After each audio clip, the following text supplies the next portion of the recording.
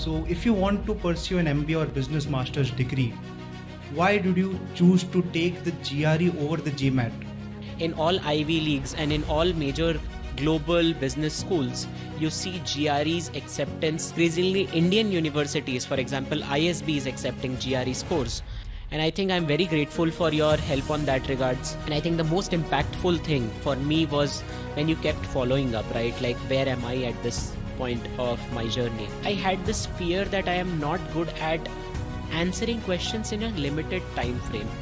I always felt I was not very strong in quants. Okay, what about an average student who is scared of quant? I think before I started my journey with you, I was always afraid that what are those 15 to 1800 words? You think that you know because you have done it in schools or let's say colleges, you think you will do it.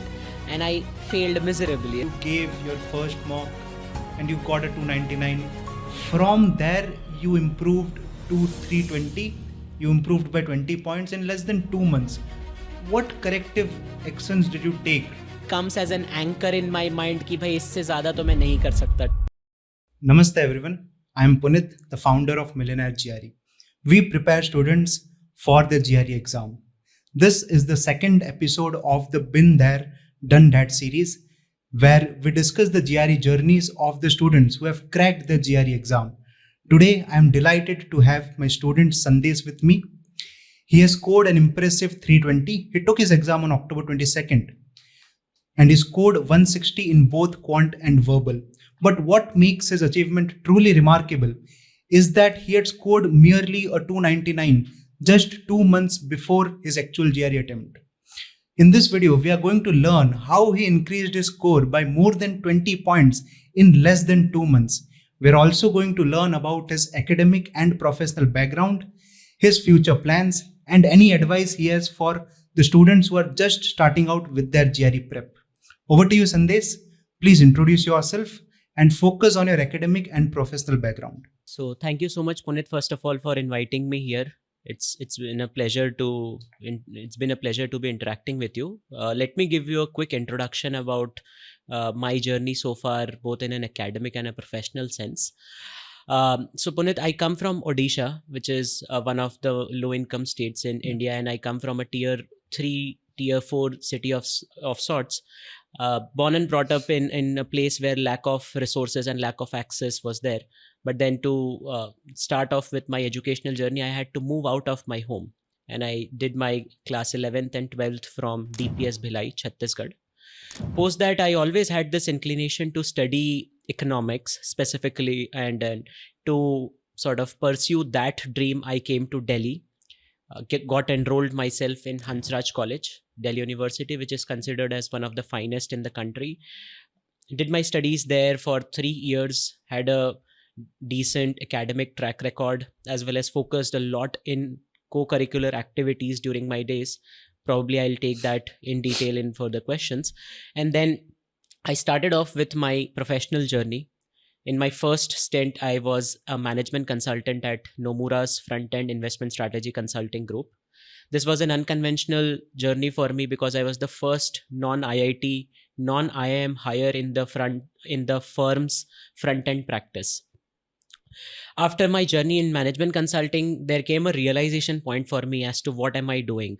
I always wanted to do something in the social space, which is to say that what I am doing should have some impact for my broader society because of my background, as I just said. And that's when I sort of decided to shift to social sector, and I started with Clinton Health Access Initiative. So this is an organization which comes under the broader Clinton Foundation initiative by President Bill Clinton. Okay. This focuses on reducing health inequity in India through targeted economic and policy measures. So I was working very closely with the likes of the Gates Foundation, World Health Organization, and the Ministry of Health and Family Welfare, Government of India.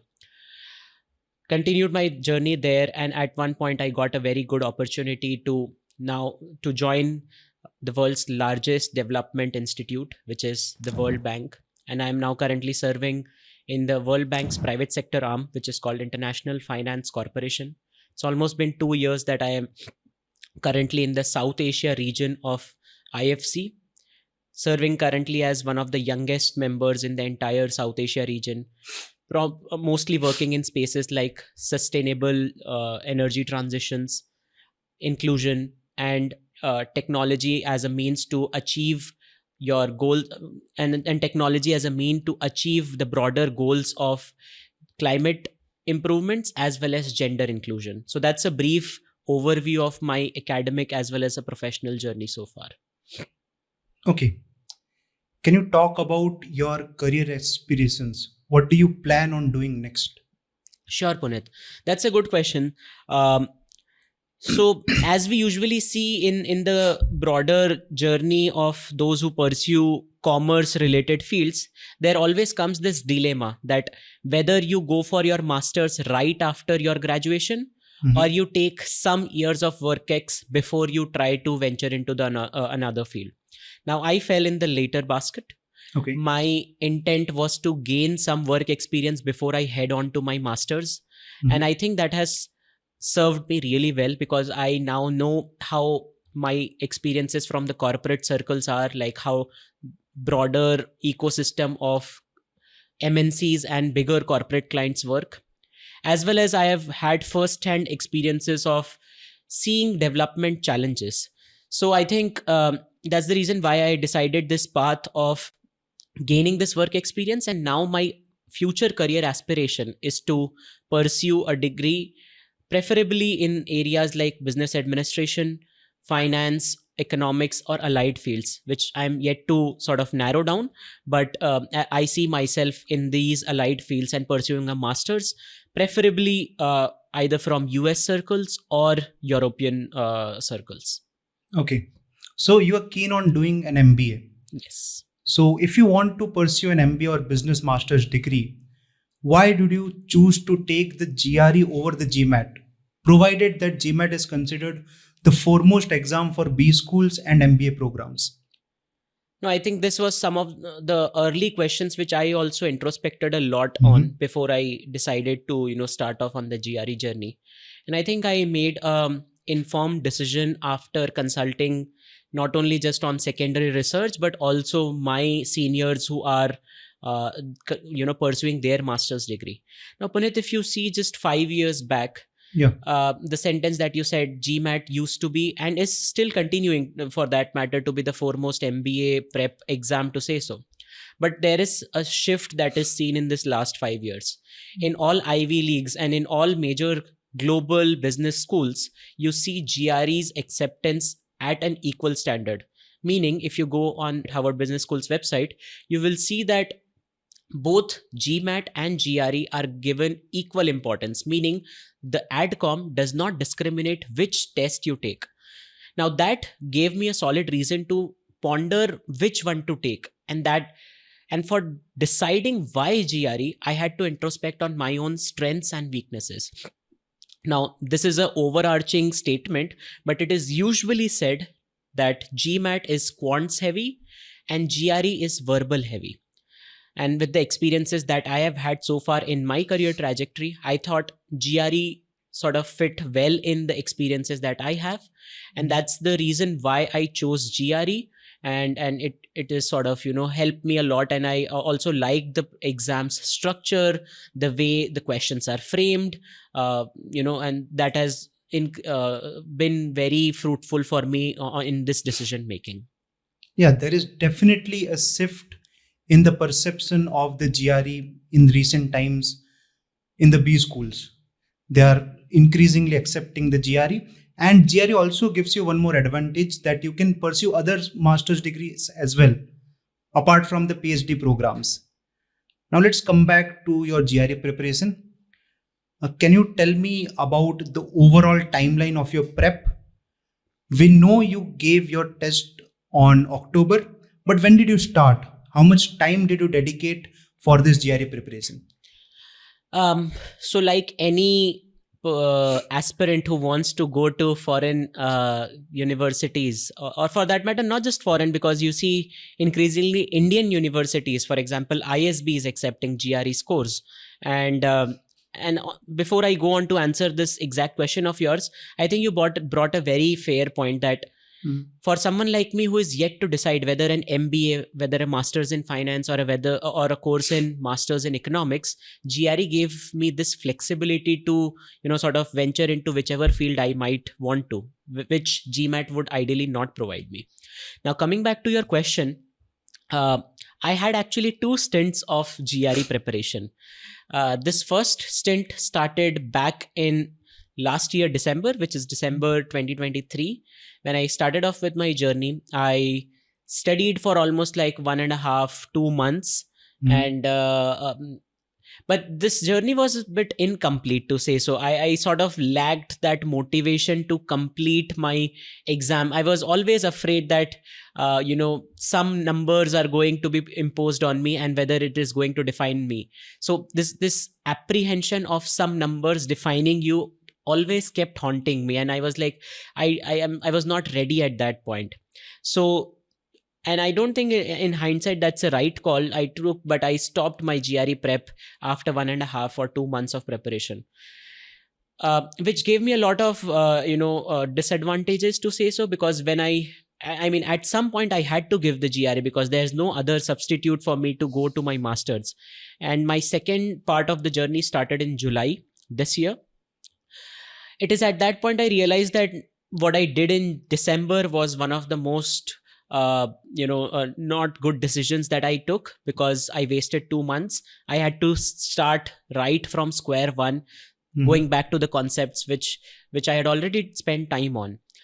But I think as they say, der aaye durust aaye, right? I mean, you have to take, whenever the call comes, you get to it and you attend to it. And it is at that point I reached out to you for this entire assistance on defining a timeline as well as a schedule for me, because as you know, right, I am a working professional, and with someone who also is not just working but has a lot of travel included in his work schedule, it becomes very difficult to study a test which requires dedication and which requires an entire focus of yours, right? And I think I'm very grateful for your help on that regards, how we charted out our entire calendar for the next 2.5 or 3 months. And I think the most impactful thing for me was when you kept following up, right? Like, where am I at this point of my journey?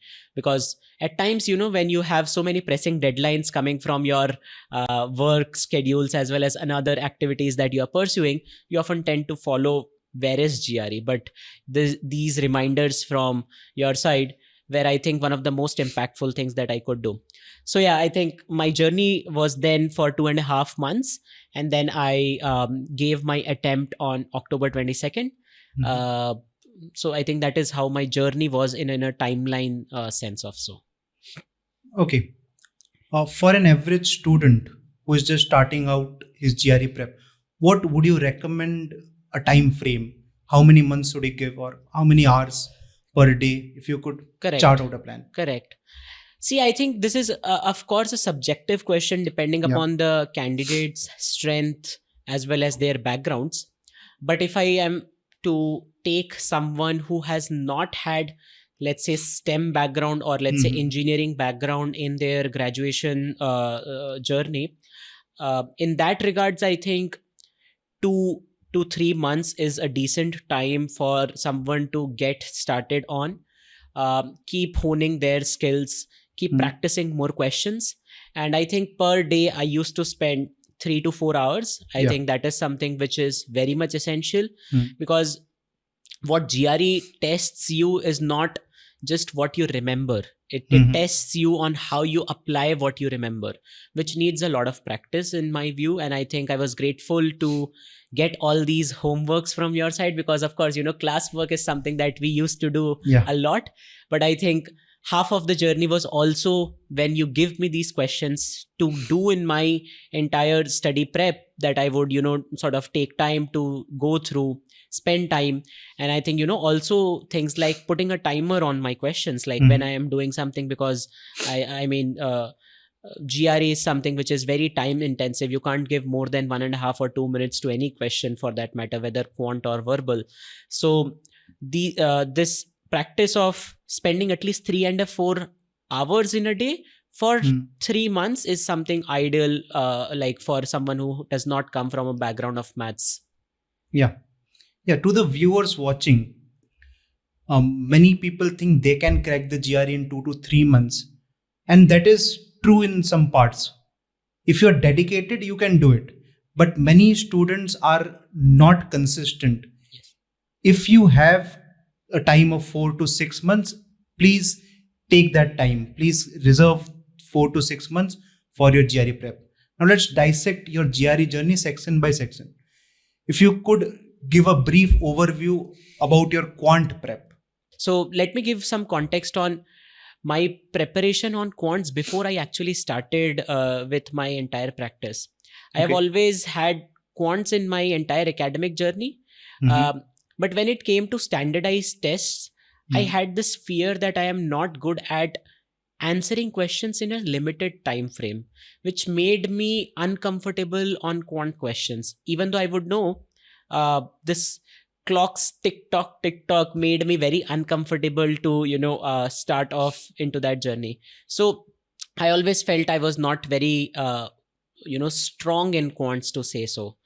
And I think if I were to chart out my journey, it my entire preparation was also very quants focused, because I wanted to Yeah. improve a lot on my quants, and that you also helped me a lot on, right? So the journey was of course spread across in these entire 3 months. And I started off with this classes that you took of mine. I mean, first of all, to understand the basics, fundamentals of the chapters that I am supposed to study, which of course is something that you do till class 10th, but then you need a refresher to understand what are the topics, what are the Mhm. concepts that you need to sort of grasp on. So the first step is of course attending your classes, was to build on this fundamental foundational basis to Yeah. start off with. And then I think one of the things that was very helpful is once again setting this entire practice of doing at least 30 to 40 questions in a day for whatever chapter I am assigned to. And I think some strategies like focusing a lot on some chapters which are very heavy. So the composition of the test is in a way that certain chapters are more proportionate in terms of their questions. So Mhm. spending more time in chapters like geometry, numbers is something that I was conscious about, that or for that matter statistics, right? Yeah. These are some very proportionately heavy chapters, so I spent a lot of time on those chapters.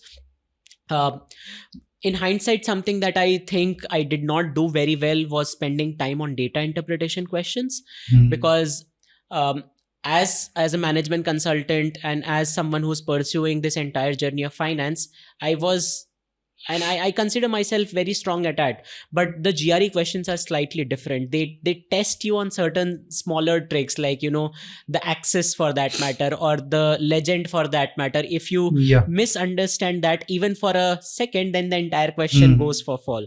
So I think spending more time on data interpretation questions is something, I mean, many people take this for granted, Yeah. right? For that Yes, sir. matter, that DI is something, okay, we will do this at the tail end of whenever my exam is going to come into. So I think that is something I would have done better. And I think this entire practice of having an error log, as you suggested, was something which was very powerful for my quants journey. You end up doing a lot of mistakes. Some are conceptual mistakes, some you don't know, and some are silly mistakes. So how do I bucket myself for each question, and what errors that I did was something which was very helpful. And then you made me consciously do all the questions that I do incorrectly thrice, was something Yeah. which was very impactful, because the way psychology and the brain works is that you end up doing the similar mistake when you are given that same question. So unless you unlearn and do it again, you're not going to improvise. So I think unlearning was the biggest learning for me in this journey of correcting myself and improvising in my quants journey. So this is my broader quants aspect. I can delve deeper into any specific questions that you may have. Yeah, I have a follow-up question. I think you are the perfect guy to answer this next question. If a student is average in quant and does not come from a math background, by that I mean he last did math in his 10th standard and does not come from an engineering background, what would you suggest him? So I think there are a couple of things, right? Like first Hmm. is of course not just GRE questions, like spend time as much as you can to understand the concepts of GRE questions. Spending time on taking the classes is one thing, but then there are other things, right? Like you keep doing calculation practice, like something that you recommended me, Yeah. how you can make this entire hexagon and keep Hmm. adding, going, you know, in a circular fashion and then in an anti-clock fashion. So Yeah. these are some smaller things, but at a cumulative level, the impact comes in your exam when you are doing questions in a time framed manner. So for example, calculation is one of them, and then other things could, like sudoku could be one another aspect of how you can make your brain active on quants aspects. So I mean, if I put it at a principal level, it's not just about your conceptual understanding of the chapters, but it is also to make your brain active to do calculations and to make it more vigilant on what is coming in front of you. So I think certain other exercise like these are very helpful. And then you know, you can keep practicing more as much as you can. I think one of the errors that usually average students would do is that they see a question and they see an answer and they think they know it. So Hmm. essentially doing that question even when you know that answer will give you that pain point where you are getting stuck at. So making sure that you write answer to each question at least in the initial 2 takes is something which is very important, which people usually don't do because they have the answer booklets with the questions that they get, Hmm. and they think the easier part to do is just see the question, see the answer, and move ahead. I think that is something which as a shortcut will never help an average student especially. So going stepwise is very important in initial journey. Okay, what about an average student who is scared of quant? He thinks that GRE quant is very heavy and he may not be able to do it. See, I think this, I was also this before I started, right? Yeah. Unless you start something, you can't know where and what is that test actually about. You have your preconceived notions about things which you are not comfortable in, and you just try to keep justifying yourself before you start attempting it. But from my experience, what I realize is that once you start on the GRE quant, you realize that it's not that tough as Yeah. you are meant to think about it. Or for that matter, this entire idea of quant being very difficult is, it's not that difficult. It's about the practice of doing more questions, understanding the patterns of the questions, and making sure that you are having a right approach to solving that question. I think that's more important than just fearing about quants.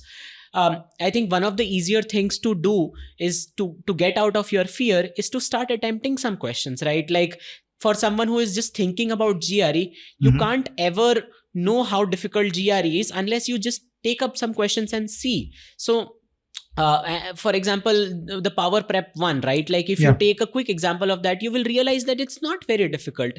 You can do things if you have certain practice and you have that idea of how to attempt questions in a right manner. So I think the biggest message from my side is, unless you try, you can't say it's difficult. And because I tried, I can say that it's very much doable. And for someone like me who used to fear from quants, I am very much sure that anyone else can also try and understand this context. Okay, let's shift our focus to verbal. For the viewers who are not conversant with the GRE pattern, GRE syllabus, and the question types, there are essentially two types of questions in GRE verbal. First is fill in the blank questions, which include your text completion and sentence equivalence questions. And second is reading comprehension questions. Text completion and sentence equivalence questions, which fall under fill in the blank questions, focus heavily on vocabulary. And this is one aspect which many students find very challenging, improving your vocabulary. How did you go about it? And do you have any techniques that can help the students? No, I think Punit, you are very right. When it comes to GRE, vocabulary is very important. And as you also said in my preparation, right, like at least 1500 words should be learned by me, and something more like 200 or 300 odd words is better. So I think in terms of vocabulary and how to attempt it, I dissected it into two major approaches. First is to actively have this list of learning words. Now that came from two approaches. One is the list that you provide to the students from Millionaire GRE, and another is also to follow Magoosh vocabulary Yeah. application. I think flashcards as a approach is something which is very helpful in terms of remembering vocabulary and keep coming back to it, because the flashcards force you to relearn the questions or relearn the words that you were doing wrong or which you were not very confident in. So I think coming back every time to the question, sorry, to the word that you don't remember is very important. So flashcards were something which helped me a lot. Now even flashcards, there could be techniques, right, like which you taught me, mnemonics for that matter, is very helpful. For those who don't know about what mnemonics means, let me take a quick example. For this case, let's say mercurial. Now not many average people would know what mercurial means, but now if you try to break it down, if you think about it from Mercury's perspective, you think about thermometer, right? Which means something which goes up and down, which means someone who's not very decisive about what he or she is being into. So someone who's fickle minded, so that is more like mercurial. Or for that matter, polemic, which means, there are two poles, north pole, south pole, which is extreme ends. So someone who's in saying something which is very extreme is in the sense like polemic. These are two quick examples of mnemonics in terms of English, but it's not necessary that you just make mnemonics in English language, right? You can also make Hindi equivalents, or for that matter, whichever vernacular language that you follow. So whatever makes your brain understand the word in an easier fashion is something which is to go for. So that's one bucket that I was talking about. And the another bucket is that I kept reading a lot. Now, one of the practices that I have is to read a newspaper daily. And when I read newspaper daily, you come across a lot of words which you don't know. And thanks to you that you asked me to make this sheet where I had to put the words that I don't know of, whichever I have read in that day. And I think that practice was very helpful, because in this broader context, there are going to be that. So see, I think before I started my journey with you, I was always afraid that what are those 15 to 1800 words, right? Like if you just see English vocabulary, there might be hundreds of thousands of words for that matter. But GRE is also very conscious about the limits to which a candidate can go into, which are usually defined by your conversational languages, by your conversational topics, or for that matter, something which are coming in newspapers or articles, etc. So I think reading opinion pieces was something very helpful, where people write good English and you tend to come across words which you don't know. So I used to keep writing it on my sheet and then coming back to it into words which I don't know. So flashcards, your word vocabulary list, and this list that I made of the words which I come across daily but I don't know of, when I combine all these three, that was very helpful. Yeah, just because you brought the point up of reading regularly, how did you like Animal Farm? Oh, thank you so much. So yeah, I remember when I was close to my exam dates, this is something that you recommended, right? Like, it's not just about reading the comprehension passages that are in the question, but to just have this habit of reading something which is different than what you are supposed to, just to have this habit of reading faster, making sure that you are in this ecosystem of, the flow, and just to make your speed increase. So I think Animal Farm was a very good example to start off with. And for someone who also, like me, who follows a lot about political ideologies, and Animal Farm as a satire was a very good example, and it got me interested a lot. And then I also read many more books after your recommendation. Okay, can you briefly tell me your strategy to deal with fill in the blank questions, which include text completion and sentence equivalence questions? Correct. So I mean, Punit, I think, in terms of verbal section entirely, the way the questions start is that you start off with certain fill in the blanks question, one fill in the blanks, 2, 3, and then you come to reading comprehensions, and then the sentence equivalent question comes, right? This is the broader format. Now, I think my approach to whenever I was doing mock, or for that matter, my actual exam also, I would first come to sentence equivalence questions. I would skip the initial two, because sentence equivalence questions are something which can be easily done in lesser time. Now, for example, the question basically asks you to pair two synonyms and fill in the blanks of whatever question is supposed given to you. Now, I think my approach, as you suggested, was to first not see the question at all, and make my own pairs. And that comes only when you are confident about your vocabulary. So I think the first step is vocabulary, and then you start making pairs. In certain cases, you will find just one pair and Yeah. all free floaters, to say so. In certain cases, there could be antonym of pairs, like Yeah, yeah. opposite pairs, to say so. Hmm. And then once you pair your words, then you come to the question and read it and what makes sense, and then you put it. Essentially, the GRE basically tests sometimes that, opposite pairs might seem both of them are correct, but there is always that hint in the question where one is better than another. So, I mean, sentence equivalence is this broader attempt. And then I come to the fill in the blanks question, where there are 1 blanks, 2 blanks, and 3 blanks. Now, 1 blank is still easy to approach because you can, once again, I think the approach that you suggested for all the fill in the blanks question is to first think of the word that, like, to cover the options. Now, this is different than sentence Yeah, it's equivalence. In opposite. sentence equivalence, you would cover the question, but in text completion, in terms of fill in the blanks, you're going to cover the options, right? Yeah. So, to think of what word will you frame there from your own sense is very important. And I think that was a very good approach to then thinking about what option to come to, because all the options are somewhat similar and which will make you think that either of them could go through. But when you cover those and when you think about your own approach to that word, you are going to end up doing much better. So I think that approach was very helpful.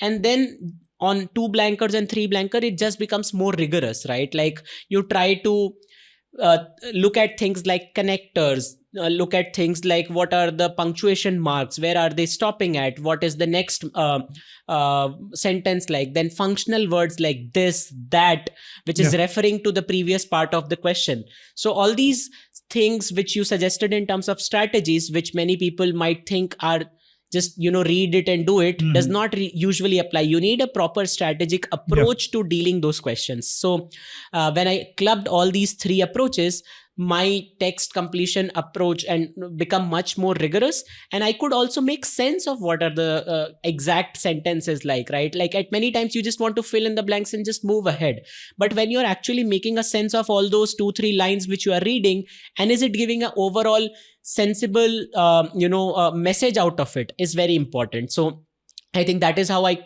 categorize my entire approach to fill in the blanks questions in sentence equivalence and this text completion part. Yeah, that was a very good advice to deviate from the intuitive approach and come to the methodical approach. Correct. Sorry, before I move ahead, I think I'm sorry to stop you here. I think one of the things that you also made me realize is that verbal question is at the end a mathematical question, right? If you just put plus minus for positive or negative words, at some point it becomes very easy for you to think of it as a normal maths questions, and you solve it like that. So thinking about verbal question as a mathematical approach is also something which is very unique that you taught me. Yeah, let's talk about the reading comprehension question. Now, many students must have studied reading comprehension in their school time, but the school level reading comprehension questions are very different from reading comprehension questions that you see on the GRE. In that, school level questions are mostly detail oriented. You can just go through the passage and find the details and answer the questions. But GRE questions are comprehension based. If you do not understand anything in the passage, you won't be able to answer the questions. What was your strategy to navigate the RC passages and answer the questions? So when I started off, I think which is what you were trying to say, that you think that because you have done it in schools or let's say colleges, you think you will do it. And I failed miserably, right? I was just taking let me just read it once and I'll do it and I'll just move ahead without any scientific approach to approaching the question. So I think that does not work at all. Yeah. You need a proper approach to dealing with things. I think the first and the foremost thing is to read the passage very carefully.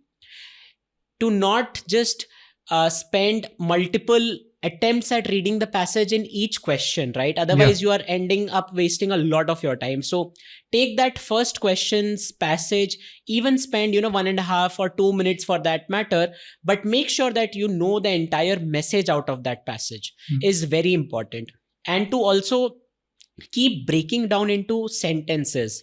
Just not have the entire read at once and then try to make sense out of it. Yeah. Each sentence will have its own contribution to the overall passage. Yeah. So I think going slow was very important, which you taught me. Otherwise, I was going very fast. Yeah. I would think that, I know about the broader passage and that is just about it. But I think each sentence plays a big role in the questions which are going to follow. So I think going slow was very important. And I think then if you see, the questions are also of certain types, right? Like there are questions which are location based questions, which are more direct in terms of where you find that information and you can just answer that questions. But then there are questions which are more difficult, which are inference based questions, something which is not in the passage, but you want the sense to come out of that passage and then approach the question. So understanding the type of question is also very important before you approach to that question. I think that approach was also very helpful for me to find the question, spend some time to understand what it is talking about. If it's a location based, just go back to the passage, pick up that paragraph where it is and then attempting it. And inference based questions are of course more important because you have spent time into the passage, understanding the sense of it. Another thing which you taught me a lot and which was very helpful is to eliminate each options in RC passages.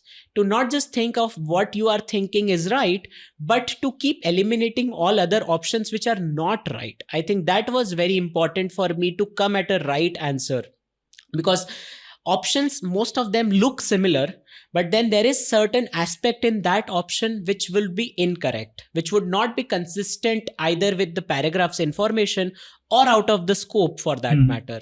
So eliminating these options while I am approaching RC questions was also very important. So these strategies worked for me. Okay. Now we know mocks play a very crucial role in GRE preparation. How many mocks did you attempt? And what do you think is the ideal number of mocks a student should take?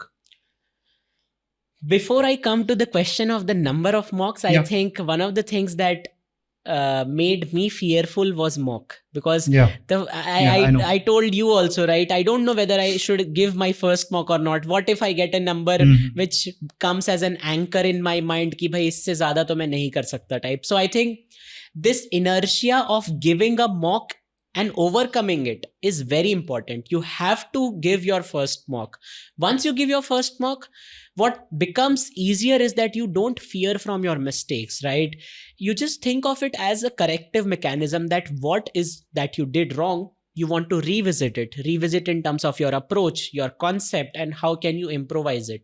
So I think that was very important for me to first of all overcome this fear of I'll get some mark and that mark defines me. In that mock was very important. And I think this any average student is going to have that first mock. They're going to think whether I should give or not. But no, you have to give your first mock to start off in your journey. Now coming to the question of what is an ideal number of mocks, right? See, this once again differs from candidate to candidate in terms of their confidence levels. I gave a healthy 10 to 12 mocks before I attempted my exam, which I think is slightly above the numbers that is usually told about. I don't know, probably 7 to 8 is also a decent number. Yeah, I would say more the better. More the better, right? I mean, that is what I also approached at. So, and then you also, I mean, I remember you also helping me in terms of the mocks from Millionaire GRE. And then there are also a lot of free resources that you can tap into. Some of the biggest providers give one mocks free. And for that matter, ETS also provides, their Power Prep 1 and Power Prep 2 free. So it is very important to attempt those mocks. And also I think one of the things which was very important in my mock journey is to not take all the private providers as the right mock providers, right? Because ETS mocks are a real approach to what the exam might look like. But for that matter, I won't name names, but it's not a real reflective journey of what an entire exam would look like. So taking mock with that pinch of salt is also important, because it is going to define, but it's not exactly that. So that is something which was very important for me. I think giving mocks was essential not just for finding where I am getting wrong, but also to bringing that calm and composure in myself. When you give mocks, you are doing it in a time pressure. Now, however much you might say that each question that you are doing in your preparation, you are doing in a time pressure, but when it comes to an entire section in time, you are at a different status, to say so. So the mocks help me overcome this idea of rushing, overcome this idea of being uncomfortable with the clock, and to just think of things in a calmly and a peaceful manner. So that was a major learning. Of course, the learnings are also from the perspective of the questions, what am I doing wrong, but more than that, it was also about the approach that I am taking to that question. Certain questions which do not deserve the time that I am spending on to also comes only when you analyze your mocks. And I think the bigger part of my entire mock journey was not just to give mocks, but to analyze each one of them and take enough time, as much time as I spent on the mock, to spend on the questions which I did not do correctly, or for that matter, where I spent a lot of time. And I think that part of the journey, especially with you, where I was analyzing each of my mocks after I give my exams, was very helpful to realize where am I lacking and how can I improvise upon. So always grateful for that guidance that you gave to me. Thank you for that. Now, I remember in August you gave your first mock and you got a 299. After a few days, you again took ETS Power Prep mock and you got a 305. From there, you improved to 320. You improved by 20 points in less than 2 months. What corrective actions did you take to make this jump? I think being honest to myself was the first step. When you are with a tutor or when you are in a class, you are given certain things to do. Yeah. At times you just say that you have done those things, but you have not actually done those things. So this first step was to being honest with myself. कि मेरे को जो दिया गया है, am I actually doing it or not, or is it just that to report to you that okay, I did it? So I think that was the first step to actually doing what I supposed to do. And then this idea of having an error log was very important, which I also emphasized in my earlier questions. Now, I think one another thing which helped me a lot was to not just do many questions, but to focus on questions which I have in my syllabus and to do it multiple times. This is a common mistake which an average GRE taker does, is to do as many questions as possible, to go from hundreds of sources and just pick questions and start doing it. That is not efficient. Even I was also of that notion that if I do more questions, I think I'll do better. But that is where you corrected me, and that is where the value addition in terms of your teaching and your USP from Millionaire GRE, if I can say so, came in. So I think, doing that questions multiple times, I revisited each question in my classwork, in my homework, and the other questions, additional questions you provided me. I made sure that I did each question thrice, and the questions that I did wrong at least 5 times. So that was very helpful for me to become comfortable on the types of questions, because after some point, that these are the types of questions that are going to come. It's not going to be any random question that is going to come into. So I think that doing many questions and doing it multiple times gave me this idea of how and what type of questions am I going to see in this exam. And I think that was a very crucial part of this jump that I had, especially on the quant side. On the verbal side, what I did was to spend a lot of time into doing as many RC questions as possible, because the more you read, the faster you become. The faster you become, and at that point you just don't want to become faster, but also efficient in terms of answering questions. Certain times, certain questions don't deserve the time that you give them. Your idea of attempting a GRE is not just to get 340, it's to get the maximum score. And it does not mean that if you spend 5 minutes in one question versus, let's say, just few seconds in another question, that's not an efficient approach, right? So my idea was to maximize the scores that I can get from the time that I had, and to just move out from this idea of perfectionism that I need to do each question correct. I don't think that's the right approach. And when I tweaked that approach with your guidance, I could see the improvement in my performance. Yeah, you brought up a point. You're only going to see a limited type of question. Okay, many students ask me, is GRE getting tougher? is the quant becoming harder based on your level of prep and what you actually saw on the test day? Did you perceive a disparity? No, I did not. In fact, I think at certain point, ETS questions are easier than what you are prepping for. Yeah. So I think the prep is to make you more rigorous and to be prepared for what the ETS might pose to you on the GRE day. So this entire notion of GRE is becoming difficult. I mean, I find it flawed, first of all, because there isn't any data backed evidence that you can take out, right? You can't access any GRE questions for that matter. So these are all narrative based things that you are hearing across, which makes an average GRE taker fear from going ahead. So I don't think that is the right thing to go about.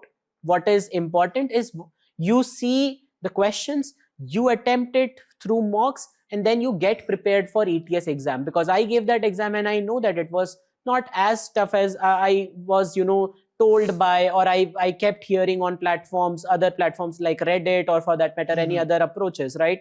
So I think it's not that difficult. In a nutshell, it is doable. All it needs is practice, and it's important that you do difficult questions in your practice so that you are prepared for the ETS level questions in your exams.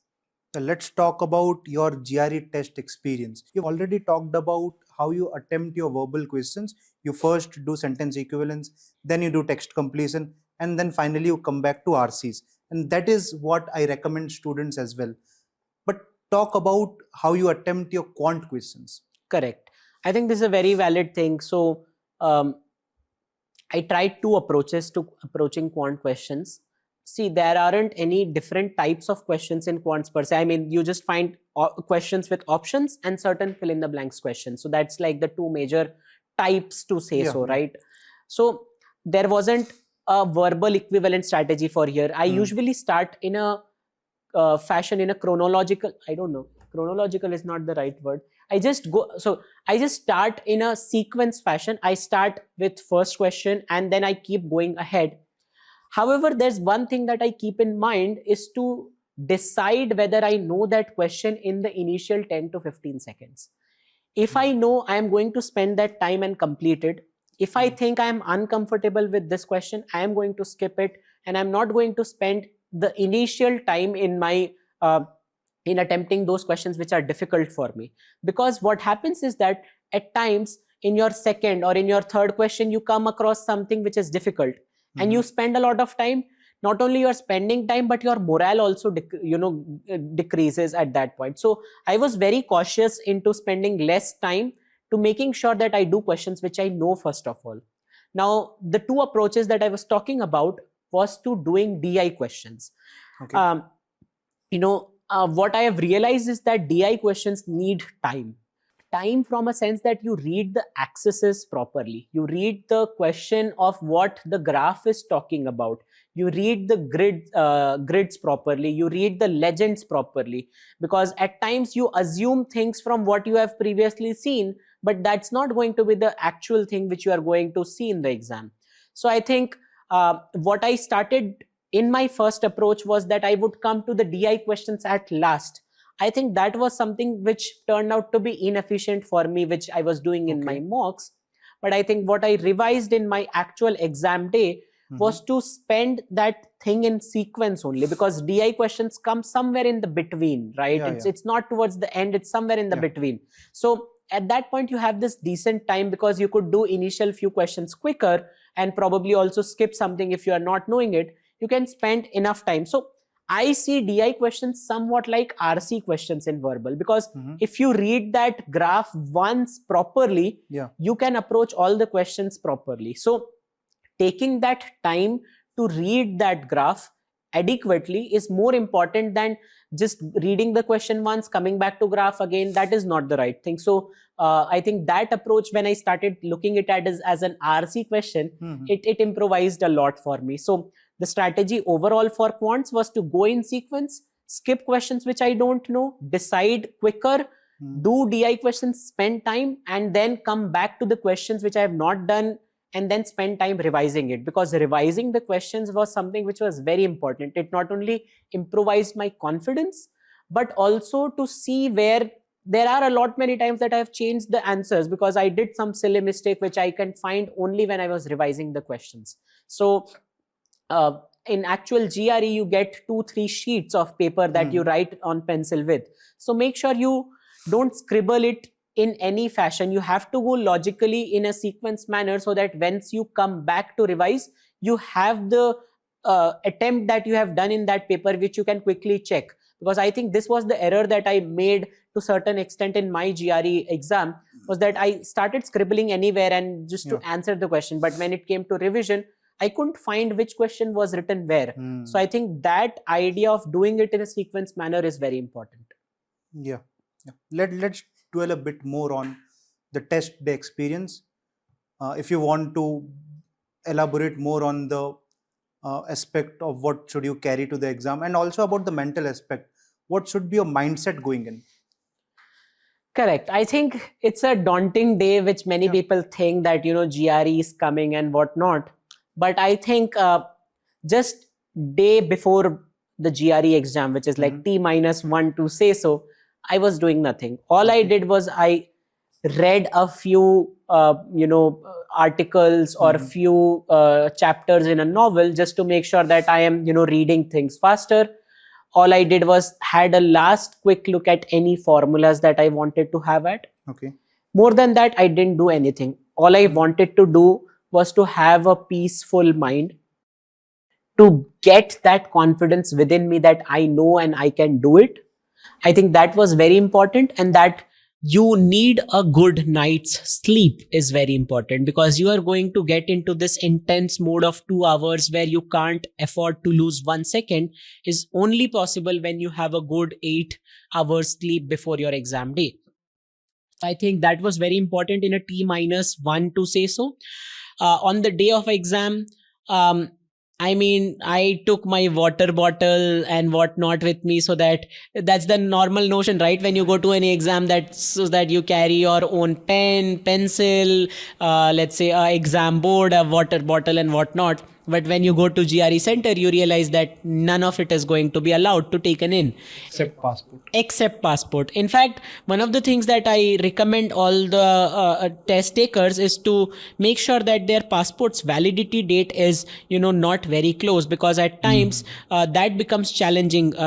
One thing is that, and another is that on the test day, I found certain people who had passport were also not allowed, because the picture in the passport versus who they were was slightly different. And at that time, you need Aadhaar card to back that you are the same person. So make sure that you carry 2 proofs, passport as well as Aadhaar card with you. And mind you, they don't accept any digital Aadhaar card. So if you show it in your phone, they are not going to accept it. So make sure you take a print of your Aadhaar card in a color printout, which is very important. So just take the passport and Aadhaar card, and that's it. One thing that I recommend doing is to take a sweater or a jacket with you, because it is possible that you might be sitting below a air conditioner, which might make which might make your experience not so comfortable. So if you have a jacket, you can easily put on and then give the exam.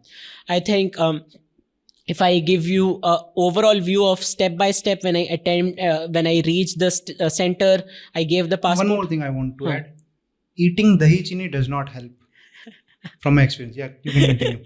Yeah, you told me that, I remember. So, but okay, not stepping into the areas of superstition. I was just saying that the actual journey looked like that. I reached the center, I gave my passport, Aadhaar card, and I made sure that I reached the center 1 hour before, because you don't want to be in a hurried fashion to approach your test. You want your breaths to be very calmful at that point. So I made sure that I reached an hour earlier, and then I went inside.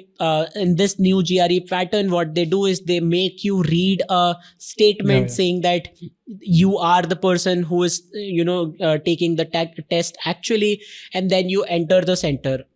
I gave my test. You essentially get a pencil and 2 test papers with the sections ending. You can raise your hand and get the sheets changed.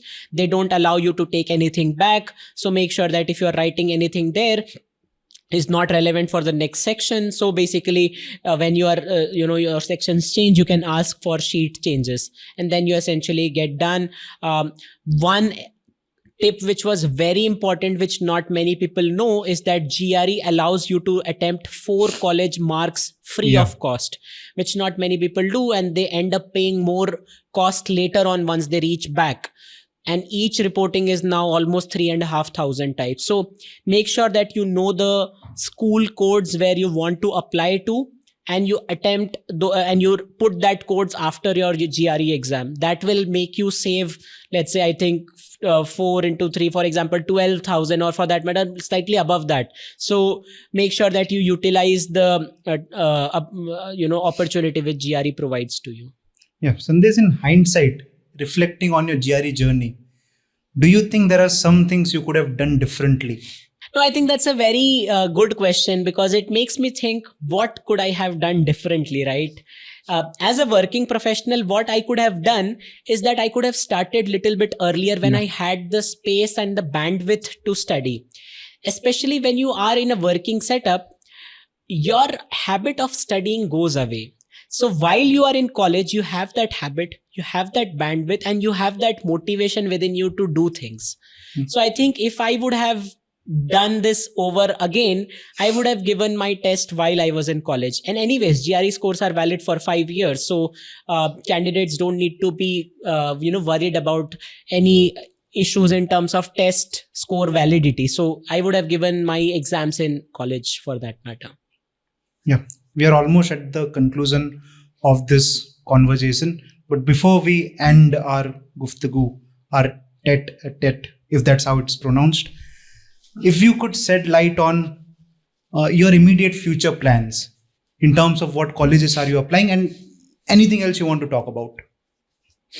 Correct. I think my immediate future plans is that I will apply to the colleges that I have shortlisted. Essentially, naming colleges is not right, because Okay. GRE is just one aspect of applying to colleges, right? It takes a more holistic approach of what your profile is, what is your work experience, what is your extracurricular achievements, and other things. So considering this as an overall package, I have my shortlisted schools which I'm going to apply to.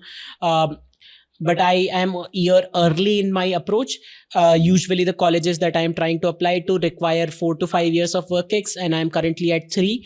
So what I did was that I am pre-attempting my journey, because I can take this as a buffer year and then also do it in the next year. So for that matter, I would advise other candidates also to be early in their journey, so that they can afford to then spill over to the next year.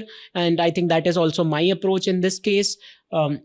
Beyond that, I think my immediate plans is to keep upskilling myself even more. I am even thinking about rewriting the GRE for that matter, because I think I can score higher than that.